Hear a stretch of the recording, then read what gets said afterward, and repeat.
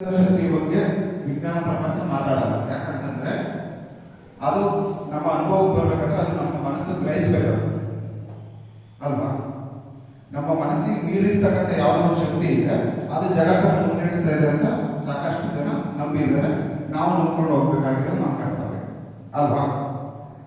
ಎಲ್ಲದಕ್ಕಿಂತ ಮುಖ್ಯವಾಗಿ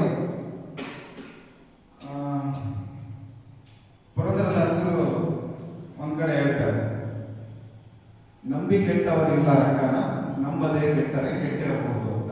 ಅಂದ್ರೆ ಭಗವಂತನ ನಂಬಿ ಯಾರು ಕೆಟ್ಟೋಗಿಲ್ಲ, ಅದು ನಂಬದೇ ಯಾರಾದ್ರೂ ಕೆಟ್ಟೋಗಿರೋದಿದ್ರೆ ಇರ್ಬೋದು ಅಲ್ವಾ.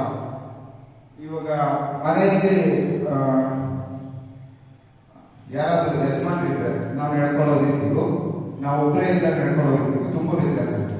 ಯಾಕಂತಂದ್ರೆ ಮನೆಯಲ್ಲಿ ಯಾರಾದ್ರೂ ಒಬ್ರು ಇದ್ದಾಗ ಏನ್ ಅನ್ಸುತ್ತೆ, ಅಲ್ಲಿ ಮನೆಯಲ್ಲಿ ಯಾರೋ ಒಬ್ರು ಇದ್ದಾಗ, ಮನೇಲಿ ಯಾರಾದ್ರೂ ಒಬ್ಬರು ದೊಡ್ಡವರಲ್ಲಿ ಇದ್ದಾಗ ಅವ್ರು ಅವ್ರು ಗಮನಿಸ್ತಾ ಇದ್ದಾರೆ, ನಾನು ಸರಿಯಾಗಿ ನಡ್ಕೊಳ್ಬೇಕು. ಆಗಲಿ ಪ್ರಪಂಚದ ನಾಲ್ಕನಂತ ಒಂದು ಶಕ್ತಿ ಇದೆ ಅಂತ ಯಾರಾದರೂ ಅದು ನಂಬಿದ್ರೆ, ಮೇಲ್ಗಡೆ ಯಾರೋ ಒಬ್ಬ ಗಮನಿಸ್ತಾ ಇದ್ದಾರೆ, ಅದಕ್ಕೋಸ್ಕರ ನಾನು ಸರಿಯಾಗಿ ಮತ್ತೆ ಮೂಢನಂಬಿಕೆಗಳಿದಾವಲ್ಲ, ಭಗವಂತ ಅಂತಕ್ಕಂಥದ್ದು ಆ ಟಾಪಿಕ್ ಬೇರೆ, ಮೂಢನಂಬಿಕೆಗಳೇ ಬೇರೆ. ಮೂಢನಂಬಿಕೆಗಳಿಗೂ ಭಗವಂತನ ಇರುವಿಕೆ ಬಗ್ಗೆ ಮಾತಾಡುವಾಗ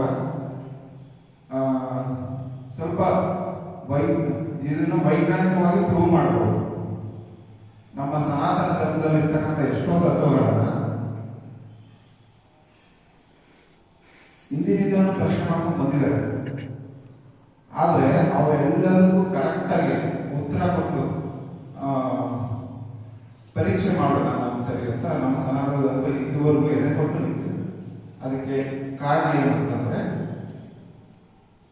ಅದು ವೈಜ್ಞಾನಿಕತೆ ದಾಳದ ಮೇಲೆ ನಿಂತಿರ್ತಕ್ಕಂಥ